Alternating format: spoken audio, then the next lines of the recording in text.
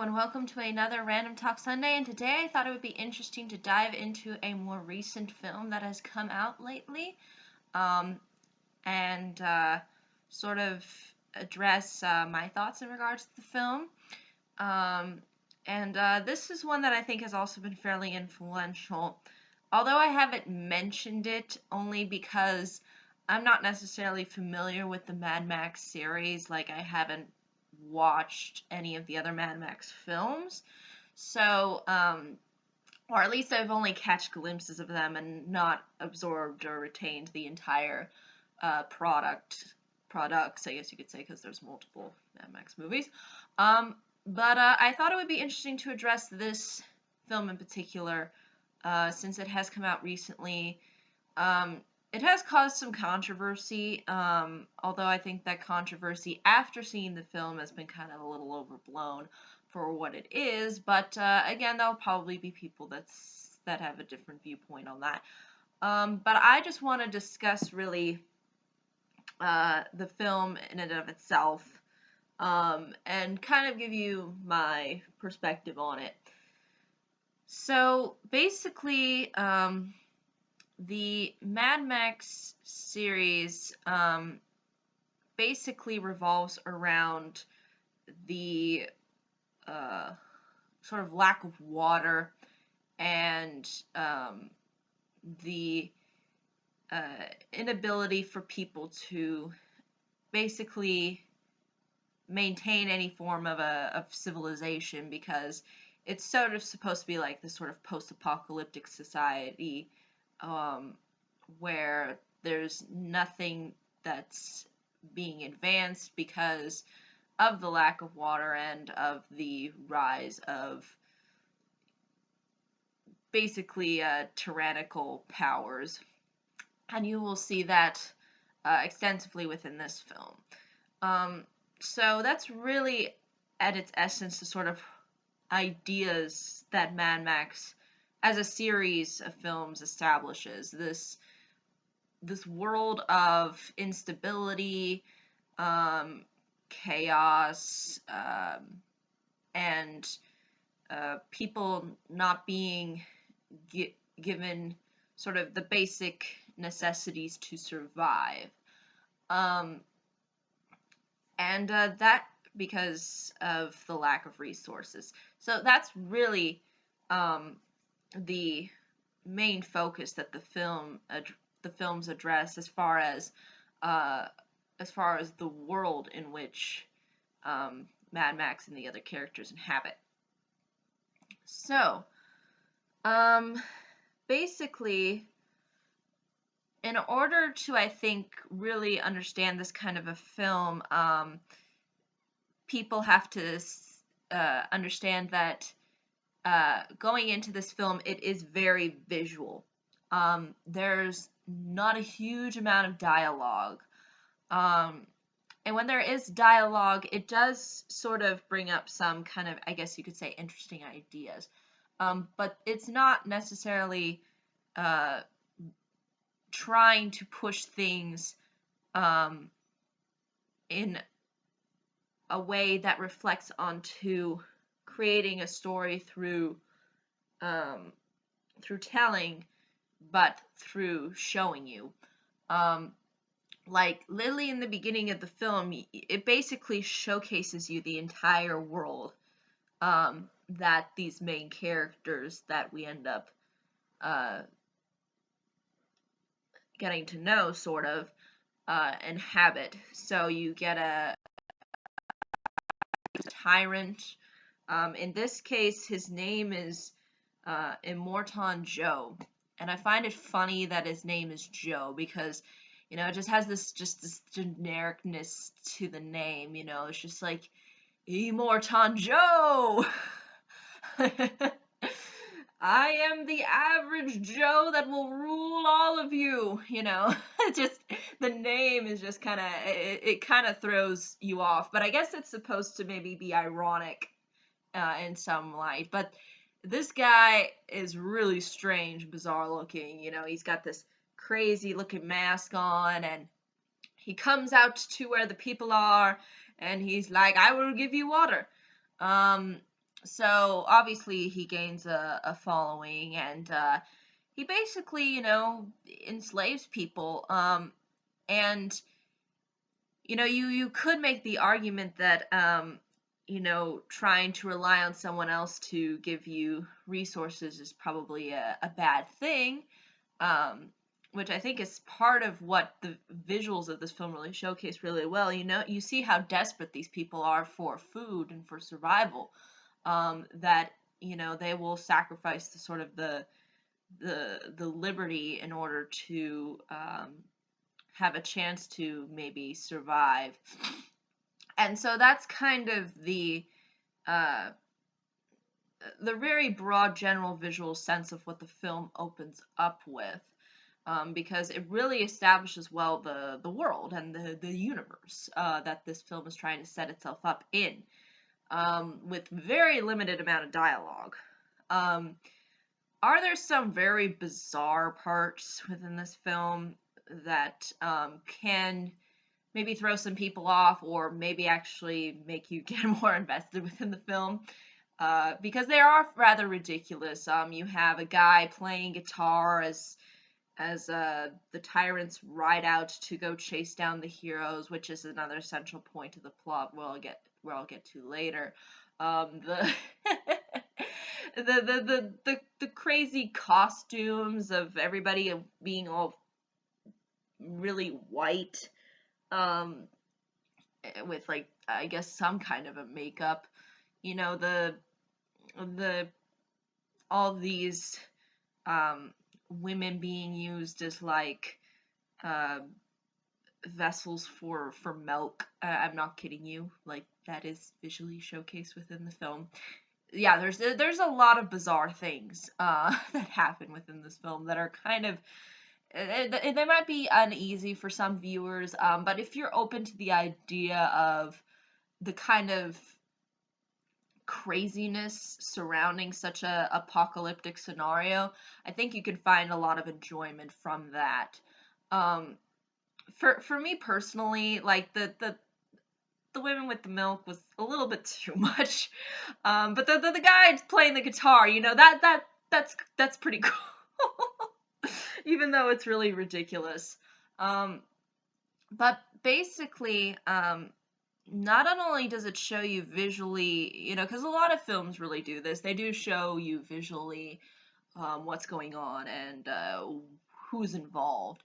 Um, but this film kind of shows it to you throughout, because we get this great introduction, sort of the world they're trying to set up, and then we get basically the majority of the film, which is the race, because what ends up happening, and you will see this through within the beginning of the plot, there this Immortan Joe has multiple wives that he sort of takes in as sort of his slaves, and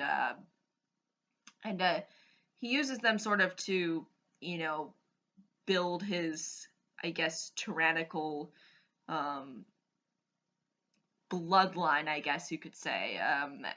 So he uses these women as a means, sort of, to an end, for his own purposes. So um, this uh, lady, uh, Charlize Theron's character, Theron. I apologize if I'm mispronouncing that, but she uh, manages to somehow uh, get these girls out of being captured. So basically, she frees them, and basically takes. I believe she steals a truck, like a big truck um, from one of the I guess you could say one of Immortan Joe's followers or whatnot, and she basically just drives away to get these women to a safer location. Um, So that's really what really kicks off really the plot, because and then on top of that you have Mad Max, who is captured by Immortan Joe as well, and eventually you'll see how he ends up escaping and sort of helps Furiosa on this mission to get the women to a safer place, um, and eventually maybe go somewhere where there's actually water, because that's really the essence of the Mad Max films, is largely based within water, since they are in a very drought-like setting. I almost want to say I just hope California doesn't turn into that within 20 years. Would be nice if we still had water. Um, but again, that's really the plot in a nutshell. It's just this one giant chase scene after our introduction, and then a conclusion. And then you see who lives, who dies, and etc. That's pretty much the entire film. Um, I think there is this kind of attitude about this film that it's like the greatest thing ever, and for me personally, I didn't really see the film that way. I mean, I thought it was unique. I thought it had an interesting perspective. I mean, I thought it was cool that they kind of showcased on a more they focused more on showing things on a more visual level rather than basing things within dialogue, and trying to really develop um, characters. Like I like the fact that this film kind of knew its identity. It wasn't trying to be something that it's ultimately not. So if you are a fan of really in-depth characters, you're not going to get it within this film at all. Um, you know, Mad Max is the um, typical hero. He's not really given too much characterization. Furiosa is, the the typical strong female heroine that we've seen time and time again. Um, at least with this one, I felt like she wasn't. Um, at least from her character, I didn't feel like she was trying to. Um, I liked that there seemed like that there was like limitations with her as far as her capabilities were concerned. She wasn't like the perfect savior. I like how the film didn't like paint her that way. Unlike some films like The Hunger Games, where, Katniss is like put up front and center and she's like the perfect, hero, the Joan of Arc kind of character. I really liked how they made it a little bit more down to earth with Furiosa, and they didn't try to put this very kind of, very sugar coated heroic, or, they didn't try to sugarcoat the heroism. It seemed like that there was no central hero. I felt like that there was just a bunch of people kind of working together, and I didn't necessarily feel like one character really out trumped another character. It seemed pretty even throughout, which is something that I kind of enjoyed. Like I like the idea of people sort of working together to kind of go against evil. Um, Rather than having one person basically do all of the work and be recognized as the perfect hero slash savior. It's kind of like the issue that I have with Superman. He's perfect. He has no flaws.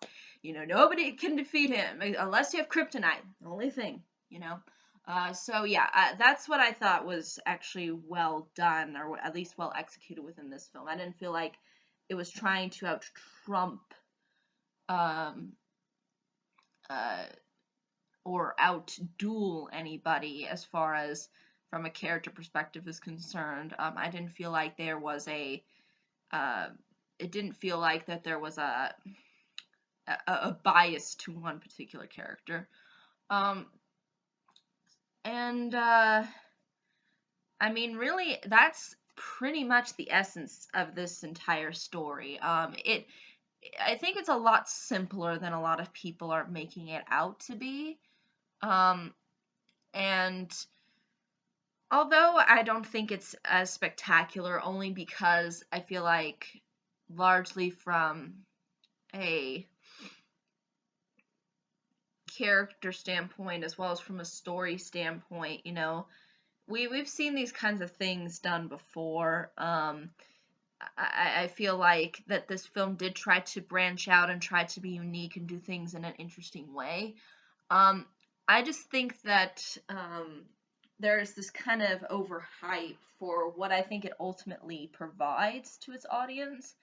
Um, that I guess for me personally, visuals are nice. I mean, visuals can say a lot of things that maybe words can't. And I think that's totally cool, and I like how this film kind of does that. But at the same time, I feel like that there is this sort of simplicity to it that kind of it just seems like familiar, but then at the same time, it feels like they were trying to be unique. So I guess in a way it stands out to me, but it doesn't stand out to me as much as maybe some other uh, action films or post-apocalyptic um, productions. And again, this largely it's again this is obviously a different take on Mad Max than I think a lot of people sort of remember.